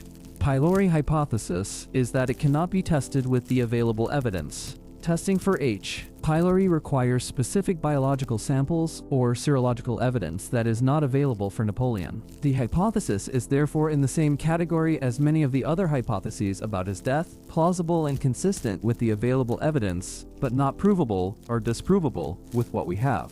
The environmental conditions of Longwood House have been studied in some detail by researchers interested in the Napoleon death question. The house was situated on a plateau that was exposed to prevailing winds and persistent dampness, conditions that promoted mold growth on the walls and furnishings. The wallpaper, as noted earlier, contained arsenic in the pigments, and the damp conditions would have been favorable to the Gosio effect, the conversion of inorganic arsenic to volatile organic arsenic compounds by mold. But Longwood House was not just damp. It was also poorly heated and inadequately maintained by the British colonial authorities, a fact that Napoleon's companions complained about repeatedly and that Hudson Lowe consistently denied was deliberate. The rats that infested the house were both a physical annoyance and a potential vector for disease. The general state of hygiene at Longwood, by the standards of a great European household, was poor, and this would have created conditions favorable to various infections that a healthier and better nourished individual might have resisted more effectively. The question of whether the conditions at Longwood House constituted a form of slow torture by neglect, as Napoleon's companions alleged, or whether they were simply the unavoidable consequences of maintaining a household on a remote and poorly resourced island, is one that has never been satisfactorily resolved. Hudson Lowe's defenders argue that he was working within the constraints of his resources and his instructions, and that the complaints from Longwood reflected Napoleon's own elevated expectations rather than genuinely inadequate conditions. Napoleon's defenders argue that the conditions were deliberately maintained below a reasonable standard in order to hasten his death. The truth is probably somewhere between these two extremes. Lowe was almost certainly not following orders to deliberately kill Napoleon, and there is no credible documentary evidence of such instructions. But the conditions at Longwood were genuinely poor and were probably worse than they needed to be, reflecting a combination of genuine resource constraints, bureaucratic indifference, and possibly some degree of deliberate petty vindictiveness on Lowe's part toward a prisoner he found personally difficult and politically inconvenient. Whether this fell short of a deliberate conspiracy to kill Napoleon is a matter of degree rather than kind. The forensic investigation of Napoleon's death has received renewed attention in recent years as new technologies have made possible analyses that were not available to earlier researchers. Synchrotron X-ray fluorescence mapping, which can create detailed images of the distribution of elements within a sample at the microscopic level, has been applied to cross-sections of Napoleon's hair and has produced new data about the spatial distribution of arsenic and other elements within individual hair strands. The interpretation of this data has been contested, with different research groups reaching different conclusions about what it implies for the timing and nature of the arsenic exposure. Next-generation DNA sequencing, which can extract and sequence genetic information from ancient and degraded samples with far greater efficiency than earlier techniques, has been applied to some of the biological material associated with Napoleon, providing new information about his genetic profile and potentially about genetic predispositions to disease that may have contributed to his death. The results of these analyses have been discussed in scientific publications, but have not fundamentally changed the overall picture that emerged from earlier investigations.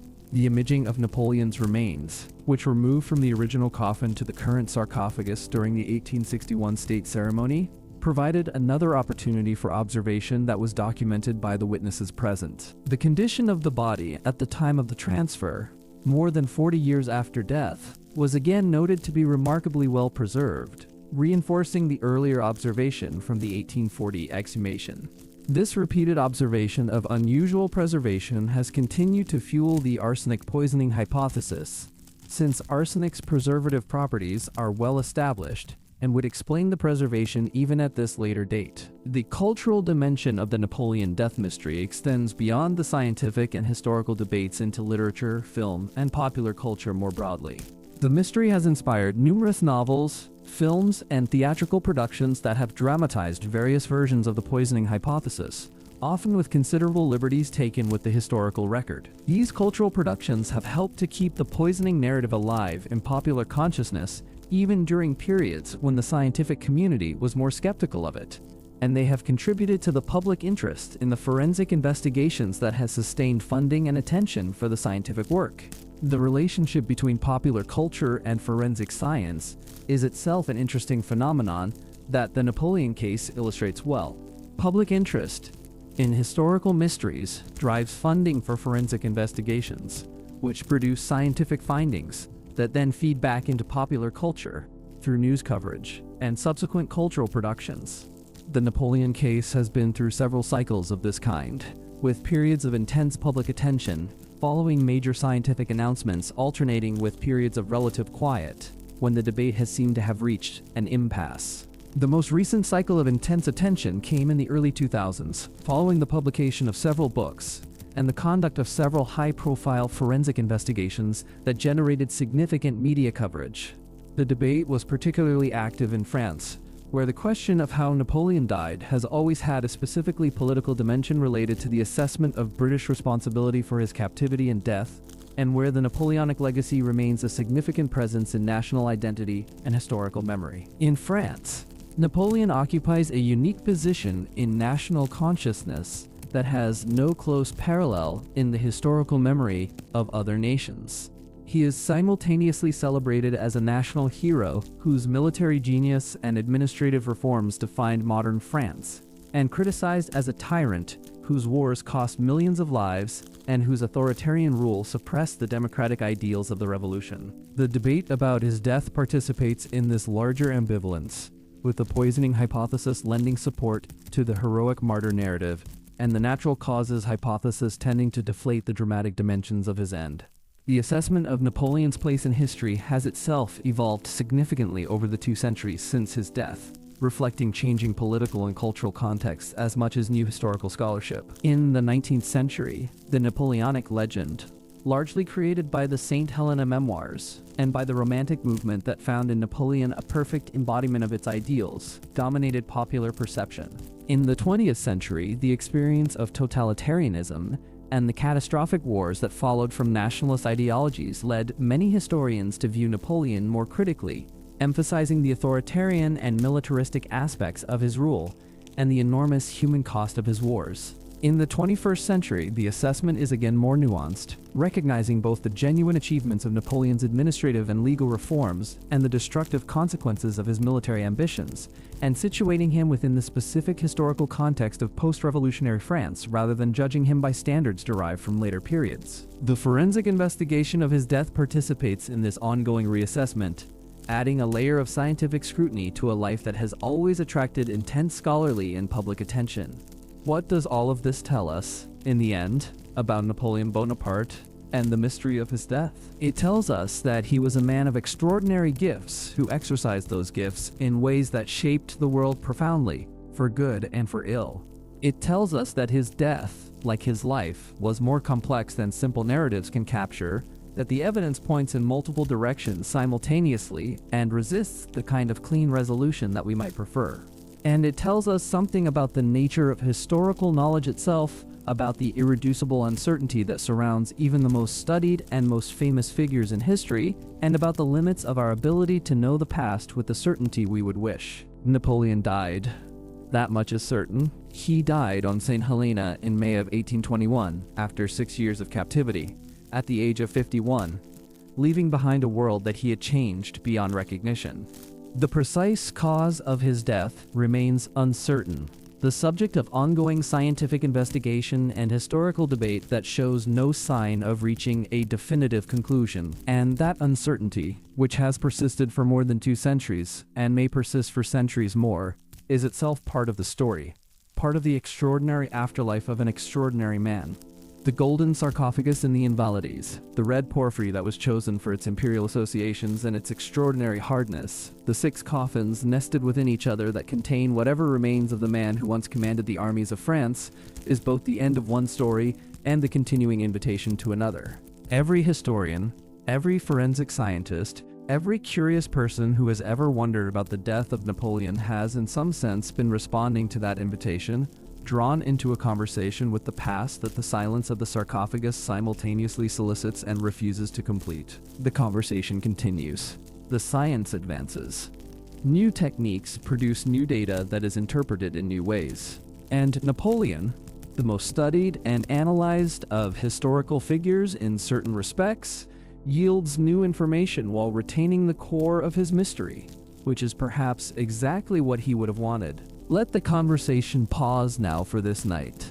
Let the dome of the Invalides stand gold and silent in the Parisian darkness. Let the Atlantic wash quietly around the island where he spent his last years, as it has been washing for 2 centuries since he left it. The night is yours now. The history is settling into its proper distance, neither too close nor too far, present but not pressing, knowable but not fully known. Let your body grow heavy and still. Let the questions find their resting place. We are reaching the end of our time together tonight, and I want to sit for a final moment with the human truth at the center of this extraordinary story. Napoleon Bonaparte was a human being. For all the legend and the mythology, the 2 centuries of historical debate, for all the forensic analysis and the political argument and the cultural production that has surrounded his name, he was a man who lived and suffered and died, whose body failed him in a remote place far from home, and who faced the end with whatever resources of character and faith and memory he had available to him. The mystery of his death is real, and may never be resolved. But the human reality of his dying, the sickness and the weakness and the small companions gathered around the bed, the voices he heard, and the memories that visited him, and the final difficult breathing in the damp house on the windy island, that reality is not mysterious at all. It is the most universal thing there is. We all come to that end. The great and the obscure, the conquerors and the conquered, the remembered and the forgotten. The particular biochemistry varies. The location varies. The witnesses vary. But the vulnerability does not vary. And the mystery of what we are and where we go when the breathing stops does not vary either. The small community at Longwood House in the final years of Napoleon's captivity was a remarkable collection of people who had chosen, for various reasons, to share the exile of a fallen emperor when most of the world had moved on and was paying attention to other things. The core group that remained with Napoleon until his death consisted of General Montholon and his wife Albine, General Bertrand and his wife Fanny, and a small household of servants and staff. Las Cases, who had compiled the most influential memoir of the captivity, had been expelled from the island by Hudson Lowe in 1816 for attempting to smuggle letters out. Turgot, another companion, had left the island in 1818 after a falling out with Napoleon. The Bertrand family are in many ways the most sympathetic figures in the story of Napoleon's final years. Henry Gaëtan Bertrand was one of Napoleon's most loyal and devoted generals, a man of impeccable character who chose to follow his emperor into exile on St. Helena out of pure personal loyalty rather than any political calculation. His wife Fanny was initially deeply unhappy on the island and at one point attempted to jump overboard during the voyage from Europe, but she remained and raised her children there, providing a domestic warmth that Napoleon valued greatly. Their children were born or grew up in the shadow of Napoleon's captivity, and the family's presence gave Longwood House a quality of ordinary domestic life that was important to Napoleon's psychological stability in his declining years. Bertrand was present at Napoleon's death and was one of the last people to speak with him.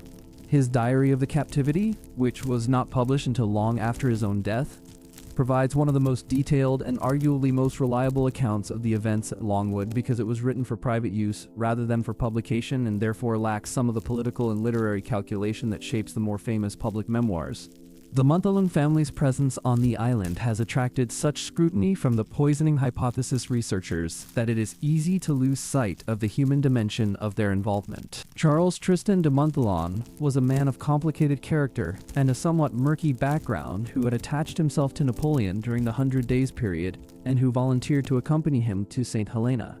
His wife Albine eventually left the island in 1819, reportedly after a falling out related to an affair, though the precise circumstances remain obscure. Whether Montholon was a poisoner, a loyal companion, or something more ambiguous than either of these categories suggests is a question that the available evidence cannot definitively answer.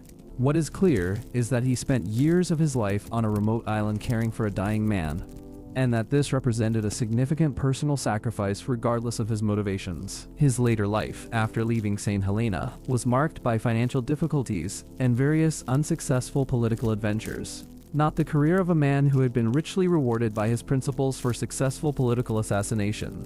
The accounts left by Napoleon's companions after they returned to Europe from St. Helena were among the most widely read books of the 19th century. Las Cases's Memorial, which ran to multiple volumes and was published in 1823, went through numerous editions and translations and was read across Europe and the Americas. It created a portrait of Napoleon as a philosopher-emperor, a man of profound insight and wisdom who reflected on his life and times with a clarity that the dramas of his career had not always allowed. This portrait was enormously influential on the Romantic generation and shaped how Napoleon was understood by writers, artists, and politicians throughout the 19th century. The Memorial and the other St. Helena memoirs were themselves a form of political and cultural action, designed to rehabilitate Napoleon's reputation and to keep the Bonapartist cause alive in the political imagination of France and Europe. They succeeded remarkably well. The Napoleonic legend that they helped to create was a powerful political force throughout the 19th century, inspiring the career of Napoleon III, Louis Napoleon Bonaparte, who used his uncle's name and memory to win the French presidency in 1848 and eventually to crown himself emperor in 18. The relationship between the St. Helena memoirs and the subsequent political history of France is a fascinating illustration of how the narrative of a death can shape the political future.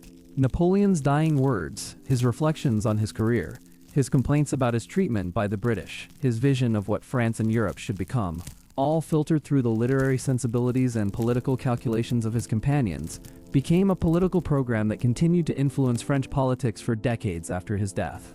The forensic investigation of his death, which began more than a century after that death, is in some ways a product of this enduring political and cultural engagement with the Napoleon story. The question of how he died, is not a purely scientific question. It is also a political question about responsibility, about justice, about whether the British government and its representatives were guilty of something more than the legitimate exercise of political authority in maintaining their prisoner. The persistence of the investigation reflects the persistence of these political and cultural stakes, and the inability of the investigation to reach a definitive conclusion reflects the intractability of those stakes as much as the ambiguity of the scientific evidence. The island of St. Helena has its own historical memory of Napoleon's captivity that is distinct from the French, British, or European perspectives that have dominated the historiography. The island's population, which in Napoleon's time included a diverse mixture of people from various backgrounds, including former slaves and their descendants, had their own complicated relationship with the famous prisoner and his imperial retinue. Napoleon's presence on the island, and the British military and administrative apparatus that accompanied it, were significant forces in the island's social and economic life during the captivity period, and their effects on the local population have received increasing scholarly attention in recent years. The question of how Napoleon's captivity looked to the people of St. Helena, who had no particular connection to the political conflicts that had brought him there, who saw it from the perspective of colonial subjects of the British Empire, rather than as participants in the European drama of post-Napoleonic politics, is a genuinely interesting historical question that has not been adequately explored. Their testimony, to the extent that it was recorded, provides a perspective on the events at Longwood House that is different from anything found in the memoirs of Napoleon's European companions or in the administrative records of the British colonial authorities. The ecological and environmental history of St. Helena during Napoleon's captivity is another dimension of the story that has received increasing attention from researchers interested in understanding the full context of his decline. The island's environment was significantly degraded by the time Napoleon arrived, as centuries of human habitation had depleted the native forests and introduced various invasive species that had transformed the landscape from the lush subtropical forest that the first European visitors had described to the more barren and windswept terrain that Napoleon encountered. The water quality, the air quality, and the general environmental health of the island in 1815 were all affected by this history of environmental degradation in ways that may have contributed to the health challenges faced by Napoleon and his household. The relationship between environmental conditions and human health is one that modern medicine understands far better than the physicians of Napoleon's time did, and applying this understanding retrospectively to the conditions at St. Helena adds another layer of complexity to the forensic picture. A man confined to a household with arsenic-containing wallpaper, inadequate ventilation, chronic dampness and mold, potentially contaminated water, and a generally stressed immune system from years of warfare and the psychological stress of captivity was a man whose health was under assault from multiple directions simultaneously. Identifying which of these assaults was primarily responsible for his death is a task that may be beyond the reach of any forensic investigation. The comparison between Napoleon's captivity on St. Helena and other famous historical captivities and exiles is instructive. The history of political exile is as old as recorded history. From the Greek practice of ostracism to the Roman practice of relegatio to the various forms of political imprisonment and exile that have been common throughout human history. What makes Napoleon's captivity unusual, aside from the extraordinary fame of the captive, is the combination of total security and relative material comfort. He was not tortured, not physically abused, not kept in chains or in a dungeon. He was maintained in a degree of material comfort that, while less than what he had been accustomed to as emperor, was considerably more than what was available to most people in the world at the time. And yet the captivity was genuinely destructive, not because of physical cruelty, but because of the complete removal of purpose, the total denial of the kind of engagement with the world that had given Napoleon's life meaning.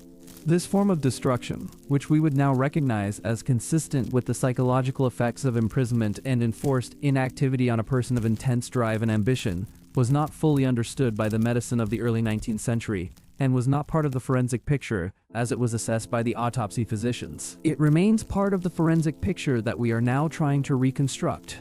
The lesson of Napoleon's captivity and death, for those interested in the broader questions of how power operates and what happens to those who lose it, is a sobering one. Power protects its holders from many things, but not from the biological vulnerability that all human beings share, and the loss of power removes protections in ways that go far beyond the obvious political and material losses.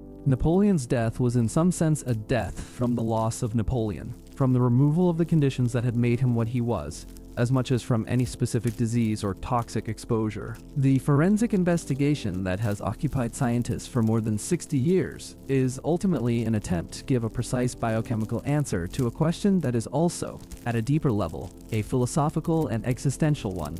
What happens to a person of extraordinary gifts and extraordinary power when all of that is taken away? What does the body do when the conditions that sustained it through decades of extraordinary activity are removed and replaced with confinement and purposelessness? The arsenic in the hair and the lesion on the stomach are part of the answer, but only part. The full answer includes everything that happened to Napoleon Bonaparte from the moment he stepped off the ship at St. Helena in October of 1815 to the moment he breathed his last on the afternoon of the 5th of May, 1821. It includes the damp rooms, and the bad wine, and the hostile governor, and the loyal companions, and the faraway sun, and the memories of Josephine, and the lost battles, and the won battles, and the legal codes, and the armies, and the golden dome that was waiting for him in Paris, where the French people he had ruled would eventually bring him home. All of that is the answer. All of that is Napoleon's death.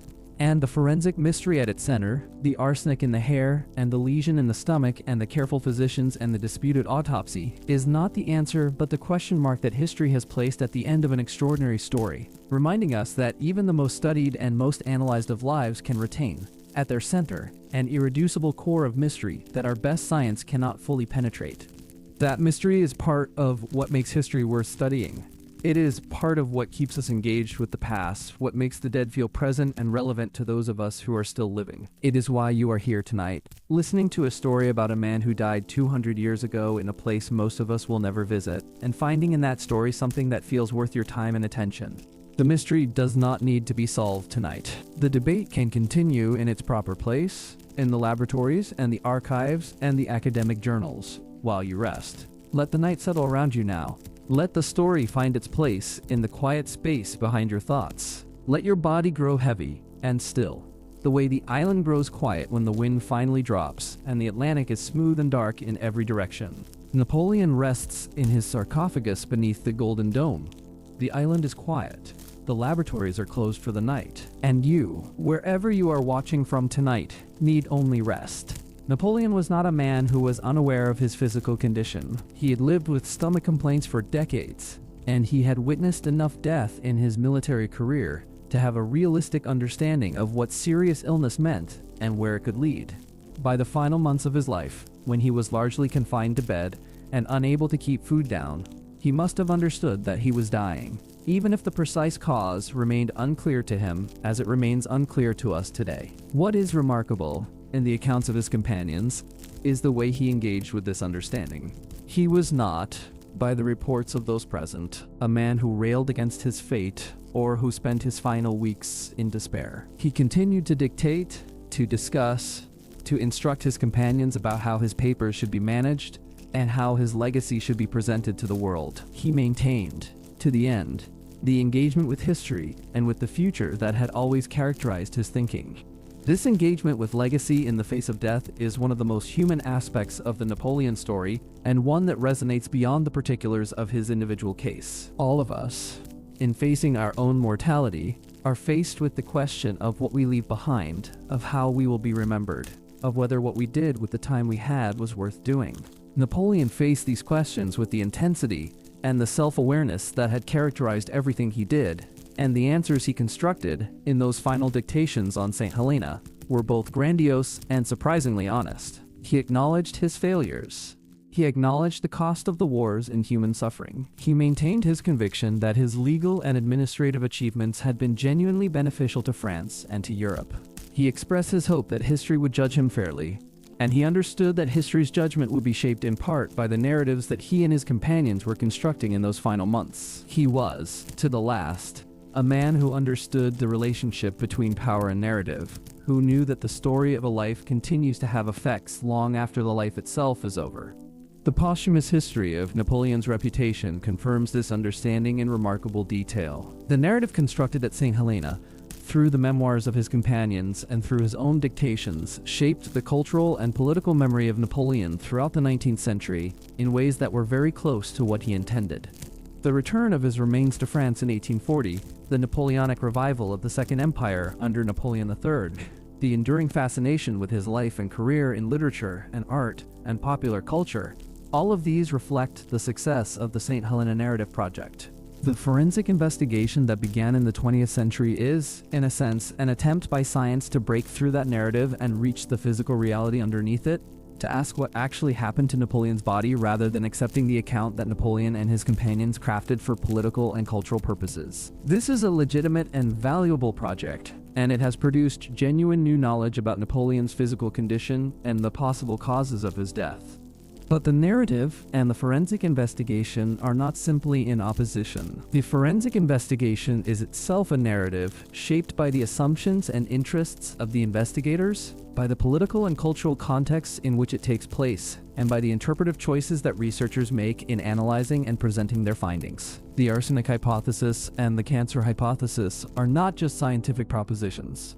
They are also narratives about Napoleon and about his death, and they carry different implications for how we understand his life and his captivity and the responsibilities of those who held him prisoner. The most honest approach to the Napoleon death mystery is one that holds both the forensic evidence and the narrative dimensions of the case in view simultaneously. That takes the science seriously without treating it as the only relevant form of knowledge, and that remains attentive to the ways in which both the evidence and its interpretation are shaped by factors that go beyond pure empirical inquiry. This is, in fact, the approach that the best historical forensic work tends to take, combining rigorous scientific analysis with careful attention to historical context and interpretive humility about the limits of what can be known. The Napoleon case has not always been approached in this way, and some of the more sensationalized accounts of the arsenic hypothesis have sacrificed nuance for drama. But the best work in the field has been genuinely careful and genuinely illuminating, and it has added substantially to our understanding of Napoleon's final years, even without resolving the central mystery. The future of the investigation is likely to bring new techniques and new data to bear on the question. The continued development of ancient DNA analysis may eventually allow for more comprehensive genetic characterization of Napoleon's biological remains, potentially shedding light on genetic predispositions to disease that may have contributed to his death. New imaging techniques may produce more detailed analysis of preserved tissue samples. New archival discoveries, as documents continue to be declassified or newly cataloged in various national archives, may provide new historical context that changes how the forensic evidence is interpreted. Whether any of these future developments will produce a definitive resolution of the central mystery is impossible to predict. The history of the investigation suggests that new data tends to complicate rather than simplify the picture, adding new layers of evidence that must be reconciled with what was already known, rather than providing the kind of clean breakthrough that would settle the debate once and for all. But the debate itself, the ongoing engagement of scientists and historians with the question of how Napoleon died, is itself a form of engagement with his legacy, a continuation of the conversation that he began on St. Helena in the final years of his life. In a sense, Napoleon's death mystery has done exactly what he hoped his St. Helena dictations would do. It has kept his name and his story alive and present in the consciousness of subsequent generations, has kept people asking questions about him and about his life, has maintained the engagement with his legacy that he believed it deserved. That is, in its way, a final Napoleonic triumph. Not the triumph of the battlefield or the courtroom or the legislative chamber, but the triumph of a personality so compelling and a story so extraordinary that it continues to demand attention 2 centuries after its protagonist drew his last breath on a remote island in the South Atlantic Ocean. The breath is gone now, the mystery remains, and the night is here to give you rest. Let your eyes grow heavy. Let the images of this story settle into the deeper places where memory lives and history becomes dream.